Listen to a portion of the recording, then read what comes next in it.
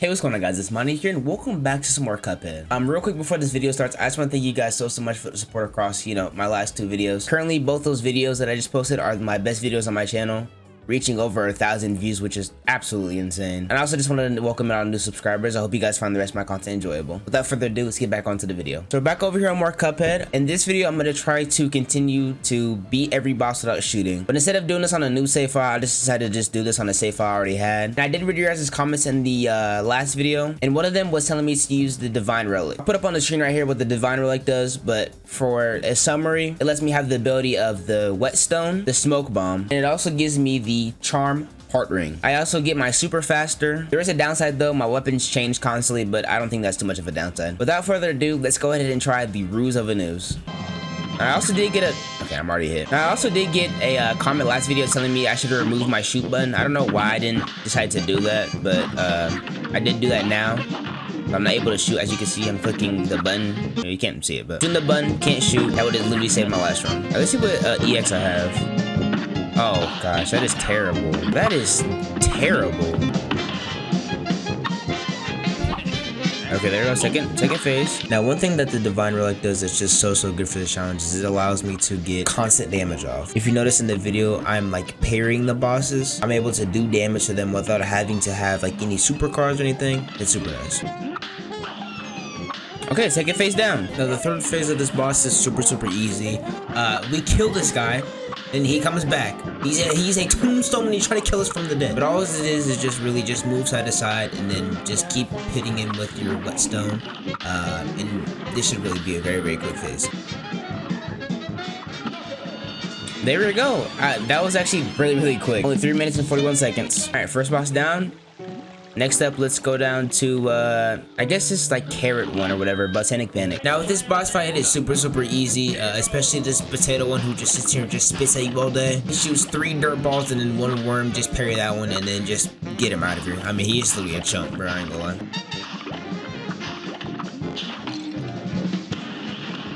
That was disgusting first phase. Now the onion one, you technically don't have to kill him, you can let him live, but this is what's gonna happen if you let him live right here. This little red here spawns and tries to kill you. I don't know why he tries to kill you. Maybe he's mad because you didn't kill his op or something, or I don't know. But this completely ruins the third phase. Should I kill that onion? I really don't know if I should kill him or not. Yeah, there you go. So maybe it is in my best interest to kill this onion.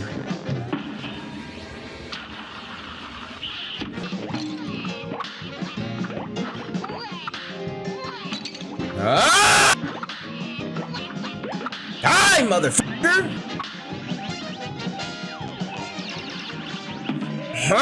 The carrot phase is also pretty easy. His main attack, he shoots this beam that shoots where you just were. So if you just dodge out the way, it's pretty easy. Other than that, there's like carrots that are like homing missiles, but they're pretty easy to deal with. There we go! Yes, baby! Easy, man. All right, next boss. We're gonna go with the Chip Joint Calamity. Now this one I can already just tell is gonna be an absolutely nightmare. This is the one that has the flies up top, and while this was throwing punches, oh man. And oh man, how right I was. Now this boss really isn't too difficult. For the first phase, as you can see, the little frog guy just throws punches. They're pretty easy to dodge, pretty easy to parry. But then we get to the taller one, which shoots out these yellow flies, these yellow hell spawns from Satan himself. And the reason why I find it so difficult is because not only does he shoot the flies way above your head so you can't just parry them off rip, but he also spawns like 7 of them at a time. So they're just in there tracking you. The way I was able to handle them for, most of my playthroughs were to try to isolate them as best as possible. But really, it kind of just came down to luck for me. No, I knew I should have freaking dashed. And I dashed right into him. Again! But even with the strategy I was using, I was still getting hit over. Just restart. I'm not going to be able to beat this thing with gonna do a freaking one heart. And over. And over again. Ah! Oh wow, so they were ready to transform. They just didn't yet because he was attacking. Okay. Now after you make it through the nightmare hellish first phase, The second phase is pretty easy. The tall frog turns into a fan and starts pushing you backwards towards the other frog. And the other frog is clapping his hands together and sending these projectiles. As projectiles change from going down, up, and then up, down. You can also use the fan to try to push yourself over into the frog and hit him with your whetstone real quick. It's very risky, but you can get it off.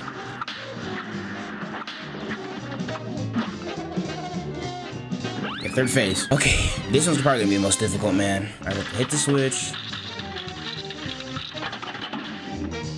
What am I doing? The last phase of this boss is probably the most annoying part.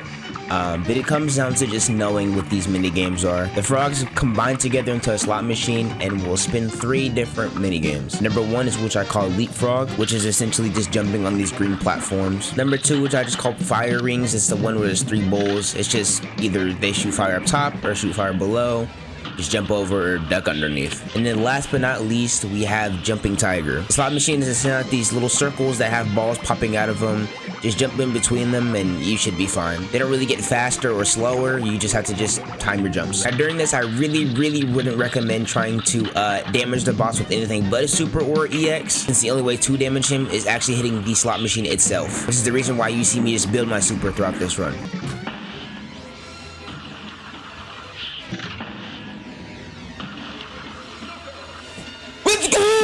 Baby! 1 HP 2. Oh my goodness, bro. That is a stressful fight. Very stressful. It's 14 minutes to beat that boss. Alright, up next, Floral Fury. That plane one is gonna be literally so bad. I already know it.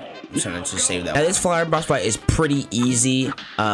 Using the whetstone, you're able to get, consistent damage off. Unless you're like me and you just keep, for some reason, missing him. Now, the boss has a couple main attacks. Number 1 is when he either goes up or down, he extends his whole body out. Or number 2, he makes it rain these seeds. Now, these seeds will either lay stuff on the floor, which you really don't have to worry about at all. Or he'll summon these plants that are heat-seeking, like heat-seeking missiles. Except they're kind of dummy, just a little bit, but. And then for the very last one, the parryable seed, it spawns a plant in the sky that shoots down parryable attacks. So you could realistically just leave it alive and then just build your super off of it.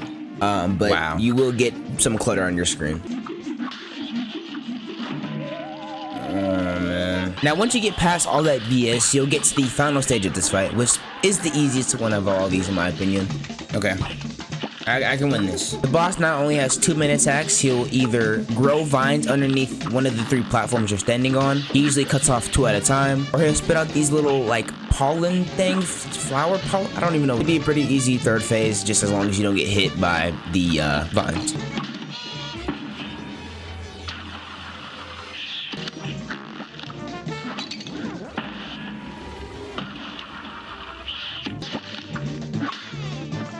Let's go! My goodness, these fights are way too close. Way too close. Almost 6 minutes on freaking boss, bro. Alright, and the last boss of Island 1. This boss is gonna be something else too. And oh man, this boss right here was the bane of my existence. The first phase of this boss is actually really easy. The boss's main attack is literally laughing at you, knowing you're nothing but a laughing stock. Now while this is happening, either a purple or green aircraft will come. The purple ones only shoot 1 bullet, while the green ones shoot a total of 4 bullets. And to make it all worse, it is actually pretty hard to hit this boss with the whetstone ability. Hitbox is super finicky, and I mean, she circles around in these weird figure 8 patterns, so you kind of have to rely on your EXs here. Now after you get the boss low enough, she'll transform into one of 3 different people. The first one most commonly being the bow one. Super easy to dodge. She still does the same figure 8 pattern, except whenever she stops, she'll charge up and then launch forward. Now again, I wouldn't recommend trying to go up and hit this boss with the whetstone ability. Just wait until there's a parryable bullet and then either save it for a nuke or just use the EX move.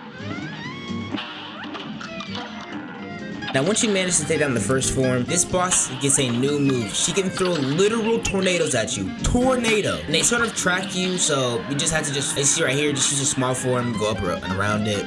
Pretty easy. Now after hitting the damage threshold needed to transform the boss into our next form, you can get 1 or 2 forms here. You can get the one I got in the video right here, which is like a Cupid type form, I guess. It shoots an arrow, and with those arrows, 3 stars come off of it. These stars are pretty annoying to dodge since they are pretty good at their tracking. But just utilizing the small form here, and you're trying to build your super cards instead of trying to actually go up and hit them. you'll be able to get past this form pretty easily. Now, the other form you can get in this fight that is the most commonly known is this one right here. It's like two twins. They summon this little ball right here, and this ball spins around and shoots in a circle. Now, the reason why this was difficult is because it doesn't always start and end in the same place. Sometimes the shooting starts at the top, sometimes it starts at the bottom, left, right, top left, top right. It's literally random. But other than that, this form is pretty easy. They don't do anything else. If you just utilize this little small shit form, most of the time you can get away with a little bit of bad timing, and it's actually pretty forgiving.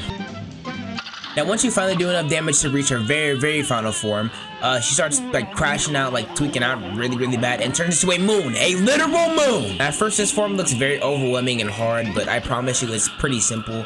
There's just only a couple things you need to remember. So the spaceships at the top of the screen have special characteristics about them. And the spaceships that are red, you can just go past them and not have to worry about it. But the spaceships that are tan will activate the second you get close to it. And the thing that I did in this video is I baited out the tan ones, so I'd get close and then I'd back up. But then with the red ones, you can just pass straight through them. So I have to remember is that the tan ones activate as soon as you get close. The red ones, you can bypass them. Let's go! Let's go, baby! Come on, man. That's all the bosses. No hit. I mean, not no hit. They shoot a single bullet. That took me 11 minutes to do, man. Let's freaking go, bro. All right, but yeah, so that's basically been the video today. I'm gonna try to do each aisle for each video.